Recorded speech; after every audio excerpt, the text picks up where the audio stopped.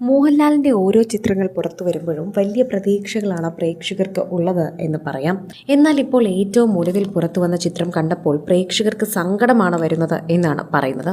മോഹൻലാൽ എന്ന രൂപം മനസ്സിൽ ഓർക്കുമ്പോൾ തന്നെ ആദ്യം ഓർമ്മ വരിക നല്ല കട്ടിത്താടിയും മീശയുമാണ്. എന്നാൽ ആ മോഹൻലാലിനെ അല്ല ഏറ്റവും ഒടുവിൽ പുറത്തു വന്ന ചിത്രത്തിൽ കാണാൻ സാധിക്കുന്നത്. മുഖമാകെ ഒട്ടി ക്ഷീണിതനായി സങ്കടത്തിൽ കാണുന്ന ലാലേട്ടന് പുറമെ താടി ട്രിം ചെയ്തിരിക്കുന്നതാണ് എല്ലാവർക്കും കാണാൻ സാധിക്കുന്നത്.